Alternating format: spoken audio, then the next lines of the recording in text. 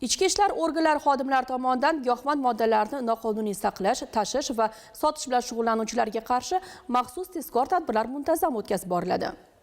Jizzax viloyati Ichki ishlar boshqarmasi tezkor xodimlarining navbatdagi shunday tadbirda og'u sotuvchilari qo'lga olindi. Tafsilotlar bilan muxbirimiz Madina Rahmonova.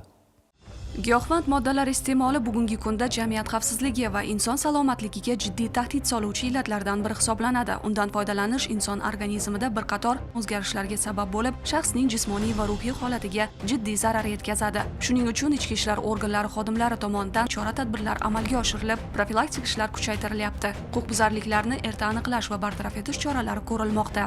Jizzax viloyati Ichki ishlar boshqarmasi tezkor xodimlari tomonidan o'tkazilgan tadbirda Paxtakor tumanida yashovchi 63 yoshli fuqaro 3 million so'mga 820 gramm og'irlikda marixuana giyohvandlik moddasini sotgan vaqt ushlangan. Hozirda mazkur qoida buzilishi yuzasidan tergovga qadar tekshiruv olib borilmoqda. Achinarlisi, ushbu shaxsning avval ham giyohvandlik modda bilan bog'liq qonunbuzarlik uchun sudlanganligi oydinlashdi. Jizzax viloyati Ichki ishlar boshqarmasi hamda Davlat xavfsizlik xizmati Baxmal tumani bo'limi xodimlarining hamkorlikdagi navbatdagi tezkor tadbirda ham shunday giyohvandlik moddasi bilan bog'liq jinoiy holat fosh etildi. Tadbir davomida xodimlar G'ala-Orol tumanida joylashgan Sangzor 15 yo'l patrul xizmati maskanida Gentra avtomashinasini to'xtatishgan. Sharof Rashidov tumanida yashovchi 1990-yilda tug'ilgan fuqaro boshqaruvidagi avtoulovni ko'zdan kechirish chog'ida uning salon qismida gugurt qutilarga qadoqlangan marixuana topilgan. Mazkur jarayonda jami 12 gramm og'irlikdagi giyohvandlik moddasi xolislar ishtirokida tegishli tartibda daliliy ashyo tariqasida hujjatlashtirib olingan. Qonunbuzarlik holati yuzasidan hozirda tergovga qadar tekshiruv olib borilmoqda.